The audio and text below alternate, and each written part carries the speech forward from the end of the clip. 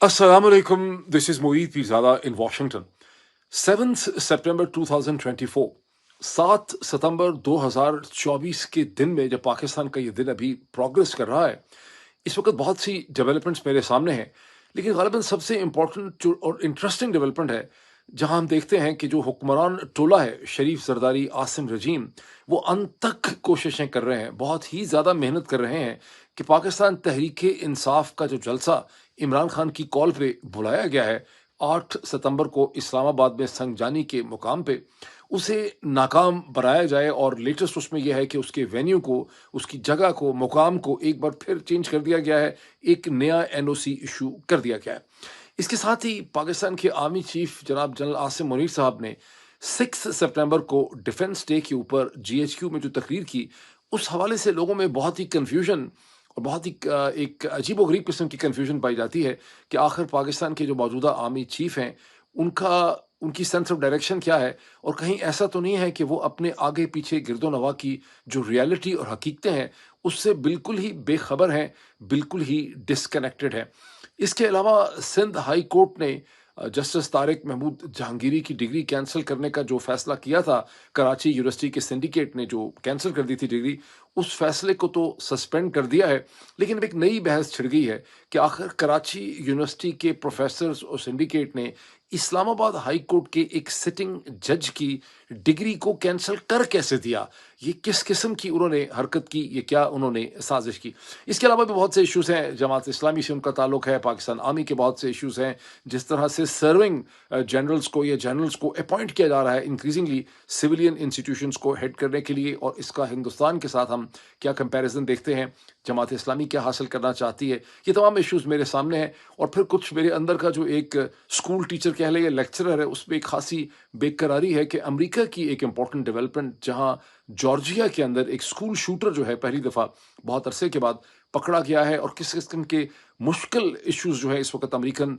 Media या American public के सामने हैं, उन पे भी मैं कुछ कमेंट करना चाहता हूं। लेकिन सबसे पहले मैं आपसे रिक्वेस्ट करूंगा कि अगर अभी तक आपने इस पर्टिकुलर चैनल को ज्वाइन नहीं किया, इसे सब्सक्राइब करें, इसके बेल आइकन को क्लिक करें ताकि आपको इसकी वीडियोस जो हैं मिल सकें। इसकी वीडियोस को शेयर करें, इनके ऊपर कमेंट करें, और इसके ऊपर डिबेट के अंदर हिस्सा लें। इससे बहुत इन तमाम चीज़ों से मदद मिलती है। देखिए, सबसे पहले तो चलते हैं पाकिस्तान तहरीक इंसाफ के 8 सितंबर 2024 के जलसे की तरफ, जिसके बारे में अब ये बात बिल्कुल वाज़े होती चली जा रही है कि पाकिस्तान की जो हुक्मरान टोला है शरीफ जरदारी आसिम रजीम, वो अनथक कोशिश कर रहे हैं, जान तोड़ के वो ये कोशिश कर रहे हैं। पूरा का पूरा चौधरी निज़ामुद्दीन का सिस्टम जो है वो इस चीज़ के ऊपर लगा हुआ है, जिसमें लॉ इन्फोर्समेंट के इदारे भी हैं, जिसके अंदर जो मैजिस्ट्रियल पावर्स हैं उनको भी इस्तेमाल किया जा रहा है, सो मच सो कि पार्लियामेंट को इस्तेमाल किया जा रहा है कि किसी तरह से इस जलसे को नाकाम बना के दिखाया जाए। और उसके बाद फिर इनका जो एलाइड मीडिया है, इनके कंट्रोल में जो मीडिया है जिससे आप वाकिफ़ हैं, चंद दर्जन लोग हैं, वो ये एक बयानिया और नैरेटिव बनाएं कि बावजूद इमरान खान की कॉल के पाकिस्तान तहरीक इंसाफ इस्लामाबाद में कोई ज़्यादा लोग जो है वो नहीं ला सकी। इसके हवाले से सड़कों की ट्रैफिक मैनेजमेंट की जा रही है। अब लेटेस्ट जो चीज़ हुई है वो ये है कि वेन्यू को एक बार फिर चेंज कर दिया गया है। अब ज़रा जहन में रखिए कि पहले वेन्यू जो है वो तरनोल था, तरनोल से वो संगजानी में शिफ्ट हुआ। सो मच सो कि संगजानी इतना इनको खूबसूरत, इतना प्यारा लगा, इतना हरदिल अजीज़ था संगजानी, कि संगजानी के हवाले से बाकायदा पार्लियामेंट में, पहले सेनेट में, फिर सेनेट से नेशनल असम्बली में, फिर प्रेसिडेंट के एसेट से एक नया कानून जो है वो इशू कर दिया गया बाकायदा, जिसमें डिप्टी कमिश्नर को, सेक्रेटरी इंटीरियर को एम्पावर कर दिया गया। और उस कानून में ग़ालिबन की पहली दफ़ा है पाकिस्तान में कि जलसे के हवाले से कानून बना है, और उस कानून के अंदर संगजानी को डेजिग्नेट भी कर दिया गया है। बावजूद इसके फ्राइडे की रात को डिप्टी कमिश्नर साहब ने, जो नवाज साहब हैं, उन्होंने एक नया नोटिफिकेशन जो है एनओसी इशू कर दिया और जगह एक दफ़ा फिर तब्दील कर दी। अब अगर आप हुकूमत के सोचो अलाइंड या उनके फेवरेट किस्म के मीडिया आउटलेट्स हैं, जैसे जियो न्यूज़ की साइट है या एक्सप्रेस ट्रिब्यून वाले भी बहुत ही हुकूमत की मर्जी की हेडलाइंस लगाते हैं, तो वहाँ से आपको ये पता चलता है कि ये डिप्टी कमिश्नर साहब ने खुद नहीं किया, बल्कि खैबर पख्तूनख्वा के चीफ मिनिस्टर अली अमीन गंडापुर के इसरार के ऊपर उन्होंने इस जगह को अब तब्दील किया। ये संगजानी के करीब ही, ये संगजानी ही है जहाँ पर जीटी रोड में जहाँ मंडी लगती ہوتی ہے وہاں پر نیا وینیو جو ہے وہ شفٹ کر دیا گیا ہے، اور رات کو وہاں پر فرائیڈے کی رات کو عامر مغل صاحب پہنچے اور انہوں نے دوبارہ انتظامات کا جو ہے انہوں نے جائزہ بھی لیا۔ اس کے علاوہ مسلسل خبریں ہیں کہ پولیس جو مسلسل اکوپمنٹ ہے اس کو بھی کانفیسکیٹ کر رہی ہے، جیسا کہ میں پہلے آپ کو وی لاگ میں بتا چکا ہوں، آپ لوگ خود ظاہر ہے اپنی ریسرچ کر رہے ہیں کہ تمام راستے ڈیزگنیٹ کر دیے گئے ہیں کہ خیبر پختونخوا سے M1 کے ذریعے آئیں گے، پنجاب سے M2 کے ذریعے آئیں گے، پنڈی سے کیسے آئیں گے، اسلام آباد سے کیسے آئیں گے، اور ایک بھرپور قسم کی تیاری جو ہے اس حوالے سے کی جا رہی ہے۔ اس جلسے کو ناکام بنانے کے لیے جس قسم کی کوششیں کی جا رہی ہیں اس سے ایک تو یہ پتہ چلتا ہے کہ جو حکمران ٹولہ ہے اس کی اسٹیٹ آف مائنڈ کیا ہے، یہ کتنے اضطراب کے اندر ہیں، یہ کتنی غیر یقینی کی صورتحال میں ہیں، یہ کتنے خوف زدہ ہیں، اور ان کا پورا نظام جو ہے وہ کتنا غیر مستحکم ہے کہ ایک جلسے کا ان کو اتنا خوف ہے۔ ساتھ ہی یہ بھی سوال ذہنوں میں کھڑا ہوتا ہے کہ آخر اتنا خوف ان کو ہے کیوں اس پرٹیکولر ٹائم کے اوپر۔ میں آپ کو چھوٹے چھوٹے ٹکڑے اس حوالے سے دکھاتا ہوں۔ اگر آپ پریس کانفرنس جو کی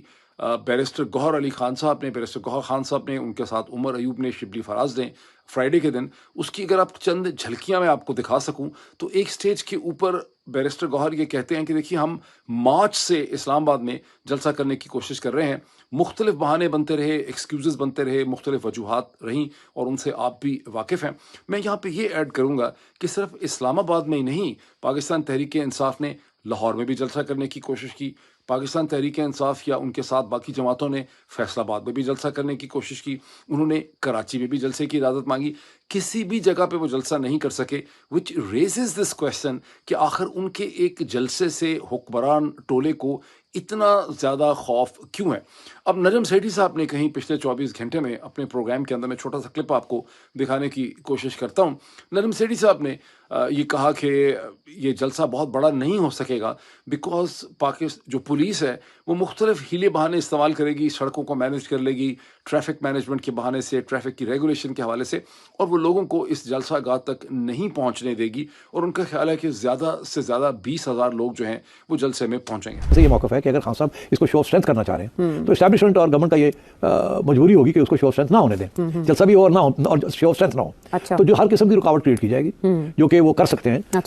جس کے اوپر کوئی اعتراض نہیں ہو سکتا کہ آپ نے یہ کنٹینرز کیوں لگا دیے، آپ نے یہ راستے کیوں بند کر دیے، وہ ایڈمنسٹریشن کا آلویز ہے کہ ٹریفک پلان تھا، یہ تھا، وہ تھا، وغیرہ وغیرہ وغیرہ۔ تو میرا خیال ہے کہ اتنا بڑا جلسہ یہ نہیں ہوگا۔ اگر خان صاحب کا یہ خیال ہے کہ لاکھ بندہ آ جائے گا، میرا خیال ہے اگر 20,000 بندہ بھی آ گیا تو بہت بڑی غنیمت ہوگی، big achievement, so we have to wait and see. مگر سوال آپ کا بڑا ویلڈ تھا کہ خان صاحب کے بغیر جلسہ کیسے ہوگا۔ یہاں میں ایک چیز آپ کے سامنے کہوں، چونکہ میں نے نجم سیٹھی صاحب نے شاید اتنے جلسے کور نہیں کیے ہوں گے، میں تو ایک ٹیلی ویژن اینکر کی حیثیت سے جلسوں کو کور کرنے جاتا رہا ہوں، اور پھر میرے پاس ایک رپورٹرز کی ٹیم ہوتی تھی جن کے ساتھ میں ایک انالیسس بھی کرتا تھا۔ 20، 25، 30 ہزار اگر لوگ کسی جلسے میں آ جائیں تو در حقیقت اصل میں وہ بہت بڑا جلسہ ہوتا ہے، وہ 20-30 ہزار کا ہی جلسہ ہوتا ہے جسے لوگ کہتے ہیں کہ ٹھاٹھیں مارتا ہوا لوگوں کا ایک سمندر تھا، سر نظر آ رہے تھے، لاکھوں لوگ تھے۔ ذہن میں رکھیے کہ مینار پاکستان جو ہے اس میں پولیس کا ایسٹیمیٹ یہ ہے کہ اگر سارا آپ اس کو بھر دیں from one end to the other end تو 65,000 سے 70,000 لوگ جو ہیں اس میں کنٹین ہوتے ہیں۔ اگر آپ اس کو بالکل شاہی قلعے کی دیواروں تک بھی بھر دیں تو پھر بھی یعنی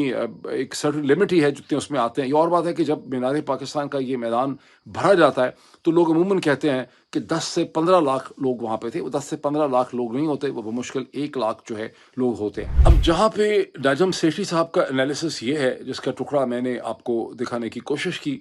کہ لوگوں کو پہنچنے نہیں دیا جائے گا، وہاں عمران خان کے بہاف پہ ڈاکٹر شہباز گل نے اب سے چند گھنٹے پہلے ایک ٹویٹر کے اوپر ایک چھوٹی سی 2 منٹ کی ویڈیو ایشو کی ہے۔ عمران خان کے بہاف پہ انہوں نے اسلام آباد اور راولپنڈی کے طلباء سے، اسٹوڈنٹ سے یہ کہا ہے کہ آپ سب کو اس جلسہ گاہ میں پہنچنا چاہیے، تمام رکاوٹیں عبور کرتے ہوئے، تمام رکاوٹوں کو ہٹاتے ہوئے آپ جلسہ گاہ تک پہنچیں، بالکل آئین و قانون کی پابندی کریں، پیسفل طریقے سے پہنچیں، لیکن ساتھ ہی بنگلہ دیش کے اسٹوڈنٹس کی اگزامپل بھی انہوں نے دے دی ہے۔ تو اگر پہلے کہیں اسلام آباد میں خوف ہے تو اور ہی خوف جو ہے بڑھ جائے گا۔ میں یہ چھوٹا سا ٹکڑا بھی آپ کو شہباز گل صاحب کا سناتا ہوں۔ اس وقت میں مخاطب ہوں راولپنڈی، اسلام آباد اور گرد و نواح کی تمام یونیورسٹیز، کالجز، اسکولوں کے اسٹوڈنٹ سے۔ عمران خان نے جیل سے آپ کے لیے ایک بہت ہی ضروری اور اہم پیغام بھیجا ہے۔ پیغام یہ ہے کہ 8 ستمبر کے جلسے میں آپ نے تمام رکاوٹیں ہٹا کر ہر صورت پہنچنا ہے۔ عمران خان کا آپ کے نام پیغام ہے کہ جس طرح سے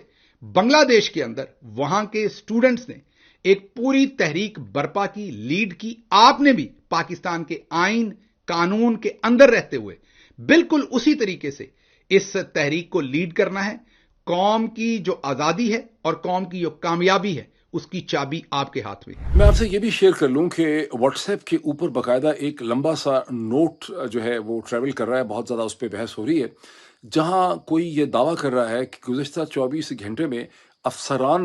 چیدہ افسران نے ایک بار پھر عمران خان سے اڈیالہ جیل میں ملاقات کرنے کی کوشش کی، کچھ ٹرمز اینڈ کنڈیشن میں، کچھ جلسے کے حوالے سے، کچھ اوور آل پالیٹکس کے حوالے سے، اور عمران خان جو ہے ان کے ساتھ ان کا ایک ٹینس ڈائلاگ ہوا، اور عمران خان ان کے درمیان کسی بھی چیز میں کوئی سمجھوتا نہیں ہو سکا. اس کو ایک بیسٹ آپ اسٹیج کے اوپر ایک افواہ کہہ سکتے ہیں، رومر کہہ سکتے ہیں، بیکاز اس قسم کی چیزوں کو کبھی بھی آپ ویریفائی نہیں کر سکتے. تاہم اس وقت پورے جو چیز آپ کو سمجھ آ رہی ہے کہ اسلام آباد کے اندر جو چودھری نظام الدین کی پوری مشینری ہے اور جو حکومتی نظام ہے وہ اس جلسے کی وجہ سے بے انتہا دباؤ کا شکار ہے، اور یہ ایک طرح سے اس جلسے کی کامیابی ہے. مجھے شک یہ ہے، یہ میرا انالیسس بھی ہے اور میرا خوف بھی ہے، کہ ابھی جب میں بول رہا ہوں پاکستان میں 7 ستمبر کی دوپہر ہے، اگلے 24 گھنٹے میں اس جلسے کے حوالے سے بہت سی ڈیولپمنٹس ہو سکتی ہیں، اور آپ کو ایک کرسٹل بال کے اوپر نظر رکھنی پڑے گی. میرا تو خیال ہے کہ گھنٹوں سے صورتحال جو ہے وہ ڈیولپ ہوگی، چینج ہوگی، اور اس کا ایک ارتقا جو ہے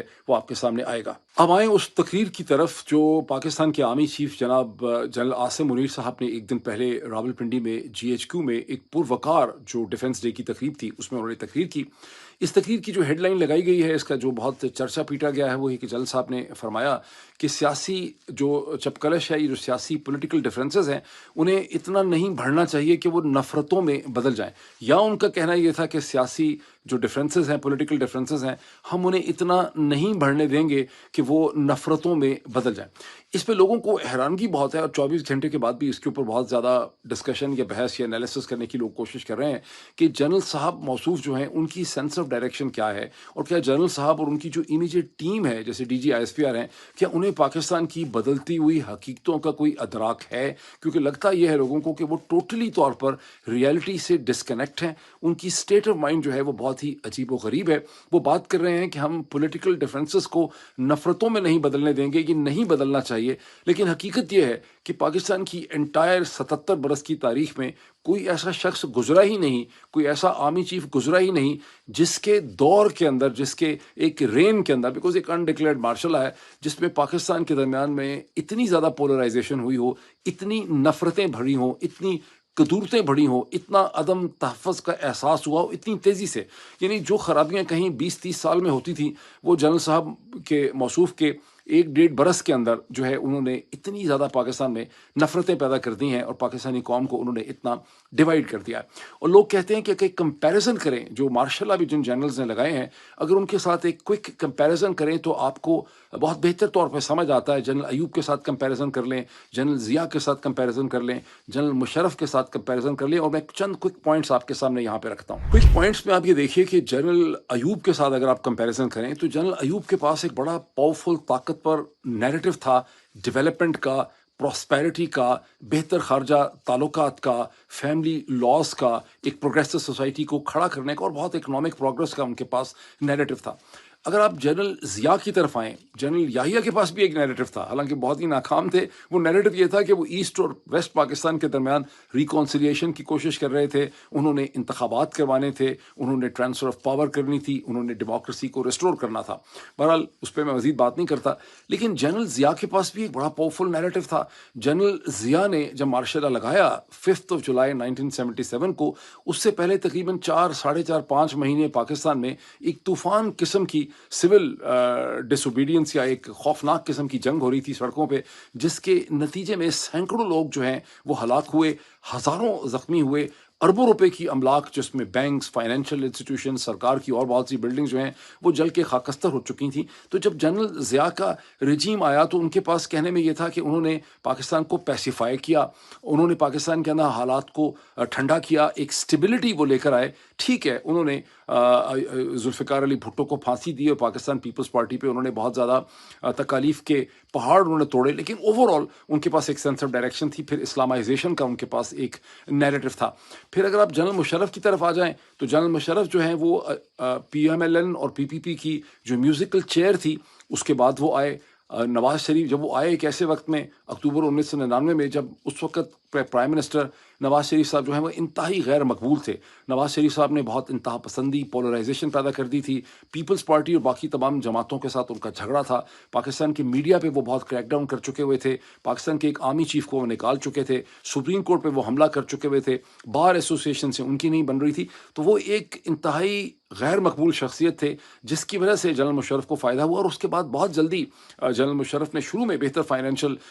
ریلیشن شپ ڈیولپ کیا ورلڈ بینک کے ساتھ, ایشین ڈیولپمنٹ بینک کے ساتھ, IMF وغیرہ کے ساتھ. اور اس کے بعد پھر ان کو 9/11 کی ایک پروٹیکشن مل گئی, ایک نیا بیانیہ چل گیا کہ وہ دنیا کی جنگ لڑ رہے تھے افغانستان میں, اس کو وہ سپورٹ کر رہے تھے. لیکن پریزنٹ جو پاکستان کی آرمی لیڈرشپ ہے ان کے پاس کسی بھی قسم کا کوئی نیریٹو نہیں ہے. ان کی تمام تر جو ریلائنس ہے وہ مئی 9 کے اوپر ہے. اور مئی 9 کے واقعات کو اور مئی 9 کے پورے قصے کو یہ اتنا بیچ چکے ہیں, اتنا اوور سولڈ کر چکے ہیں, یہ ایسا لیمو ہے جس کو یہ اتنا نچوڑ چکے ہیں کہ اسے مزید نچوڑنے کی گنجائش جو ہے وہ نظر نہیں آ رہی. اس میں ایک چھوٹی سی چیز ایڈیشنل یہ ڈال دیں کہ جنرل فیض حمید کا جو کورٹ مارشل کا فیصلہ ہے وہ بذات خود اس پریزنٹ سیٹ اپ کی ڈیسپریشن کو شو کرتا ہے کہ مئی 9 کا وہ قصہ, وہ نیریٹو جس میں اب کوئی جان ہی نہیں رہی, وہ اس میں جان ڈالنے کی کوشش کر رہے ہیں. اور مزید افواہیں یہ گردش کر رہی ہیں, جیسے انکیڈو ری بون کا میں آپ کو ٹویٹ دکھاتا ہوں کہ 1 مہینہ ہو گیا جنرل فیض کو حراست میں لیے ہوئے. 8 اگست کو ان کو حراست میں لیا تھا,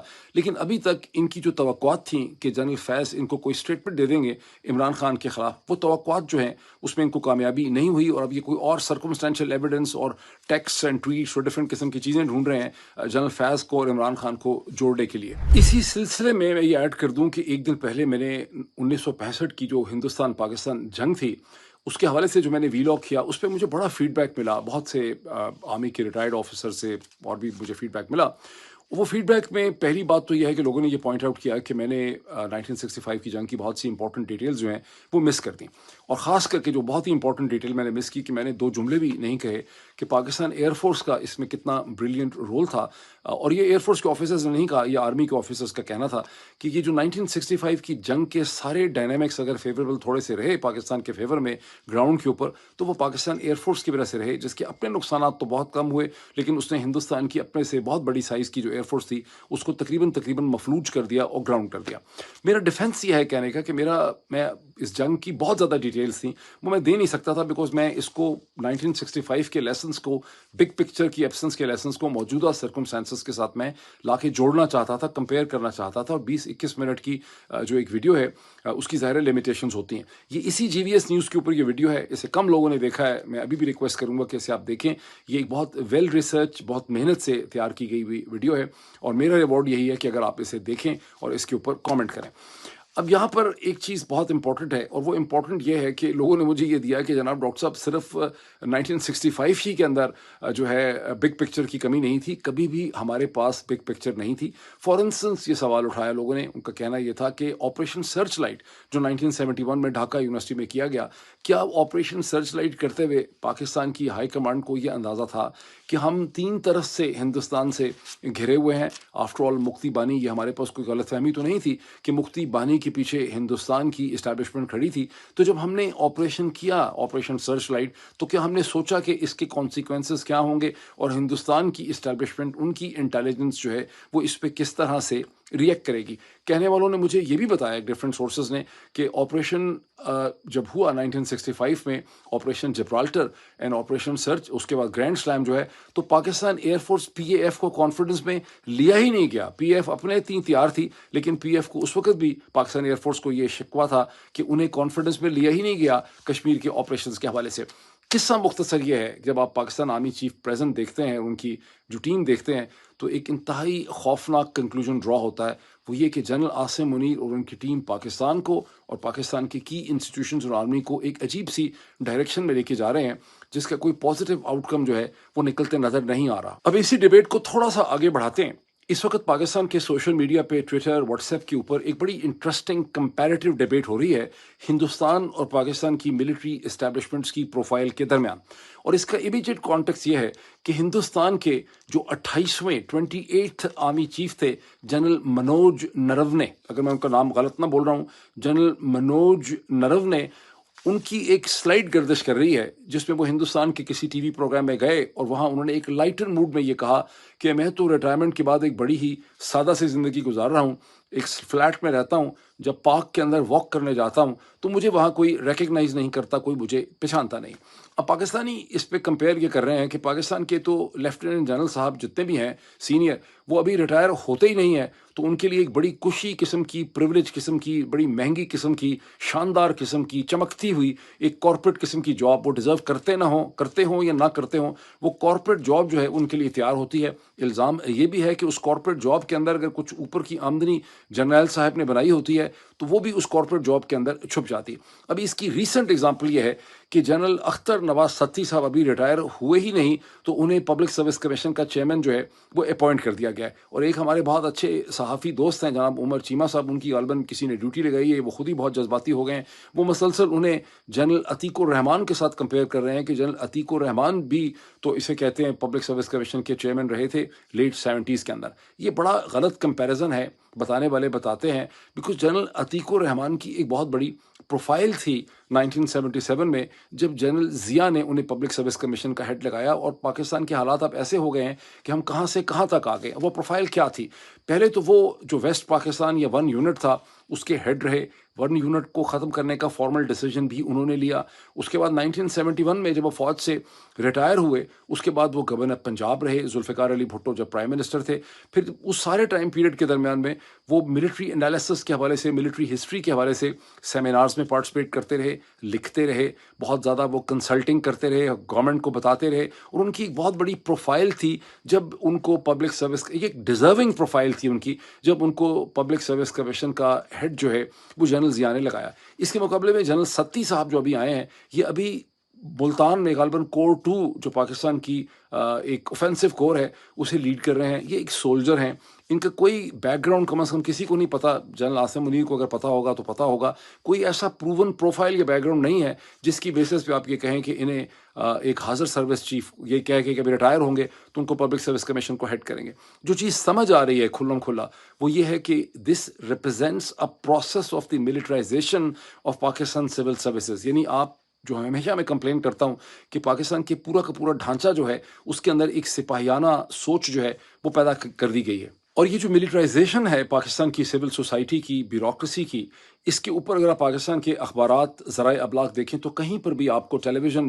بیچارے نے خیر کیا کرنا ہے، پرنٹ میں بھی نہیں ہے، کسی قسم کا کوئی کریٹیکل انالیسس نظر نہیں آتا کہ اس کا انجام کیا ہوگا اور اس کی امپلیکیشنز کیا ہیں یا اس کے اثرات جو ہیں وہ کیا ہوں گے۔ اس کو اگر کنٹراسٹ کر لیں ہندوستان سے، پھر میں آپ کو سلائڈ دکھاتا ہوں کہ اسی سال جون میں جب ہندوستان کے 29 out going army chief general Manoj Pandey جو ہیں ان کو بی جے پی سرکار نے، نریندر مودی کی حکومت نے 1 ماہ کی ایکسٹینشن دی ان کے ٹینیور میں، جس کی وجہ بڑی کلیئر تھی کہ فیصلہ یہ کیا کیبنٹ نے، یہ منسٹری نے فیصلہ کیا کہ جو نئی حکومت آئے گی بھارت میں الیکشن کے بعد اس کو نیا آرمی چیف لگانا چاہیے، اور پھر نئی حکومت نے جولائی میں آ کے نیا آرمی چیف لگایا، اور ابھی جنرل اپندرا جو ہے، میرا خیال ہے ان کا نام جنرل اپندرا ہی ہے،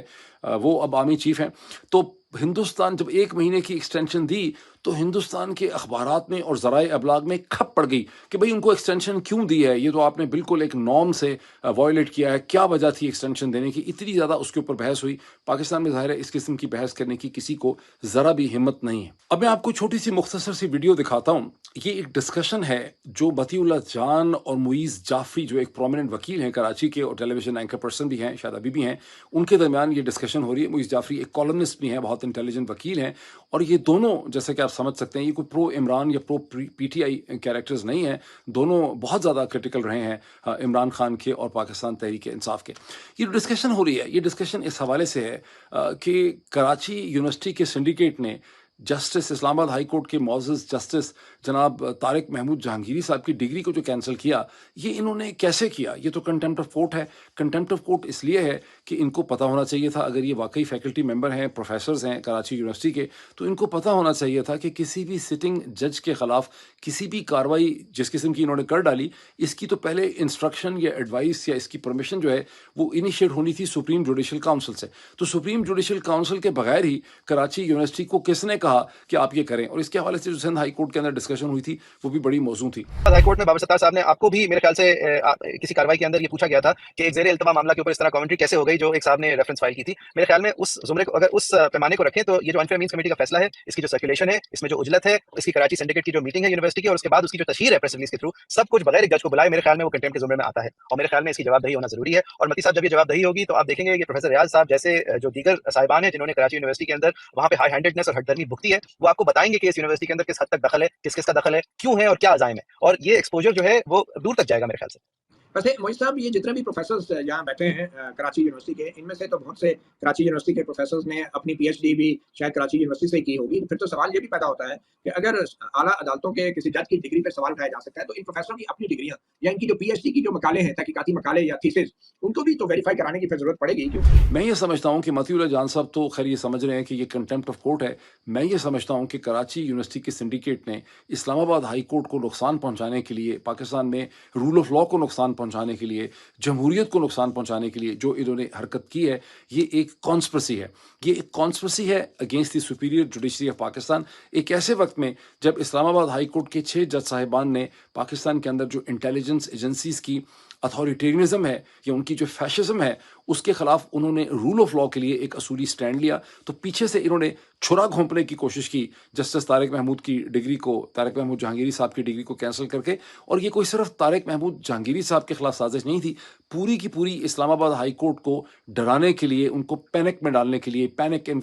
فرائٹن کرنے کے لیے انہوں نے یہ ایکشن کیا. اور مجھے ابھی تک حیرانگی ہے، میں بہت حیران ہوں، اس میں حیران ہوتا ہوں کہ کراچی یونیورسٹی جو ہے اس میں ابھی تک طلباء جو ہیں انہوں نے کراچی یونیورسٹی کے سنڈیکیٹ جو ہے اس کا گھیراؤ نہیں کیا، ان کو پوچھا نہیں ہے کہ بھائی آپ نے کیا کیا. کم از کم کلاسوں کا بائک آؤٹ کرتے، وہاں پہ کوئی پروٹیسٹ ہوتے. میں سمجھتا ہوں ابھی بھی وقت ہے. جس قسم کا یہ جرم کیا گیا ہے ایک بہت ہی کرٹیکل جنکچر میں پاکستان کی جوڈیشل ہسٹری میں، طلباء کو کھڑے ہونا چاہیے، فیکلٹی کو کھڑے ہونا چاہیے، اور اس کا ایک احتساب ہونا چاہیے. اب اس سے پہلے کہ میں امریکہ میں جارجیا کے واقعے کی طرف چلوں، میں کوئک کامنٹ کر دوں کہ امیر جماعت اسلامی نعیم الرحمان صاحب جو ہیں، حافظ نعیم جو ہیں، انہوں نے گجرانوالہ میں ایک بڑے چارج کراؤڈ سے بات کرتے ہوئے پاکستان کی وفاقی حکومت کو یہ وارننگ دی ہے کہ اگر آپ نے راولپنڈی میں ہم سے جو ایگریمنٹ یا ایکارڈ کیا تھا انڈیپینڈنٹ پاور پروڈیوسرز اور یوٹیلیٹی بلز کے حوالے سے، اسے آپ اگلے 16 دنوں کے اندر اس کی ڈیڈ لائن ہے، اگر آپ اسے عملی جامہ نہیں پہناتے تو ہم آپ کے خلاف تحریک چلائیں گے، پروٹیسٹ کریں گے، اور ٹریڈرز ہمارے ساتھ ہوں گے، اور 3 دن کا ہم شٹر ڈاؤن کریں گے. اس سے پہلے ویسے جماعت اسلامی نے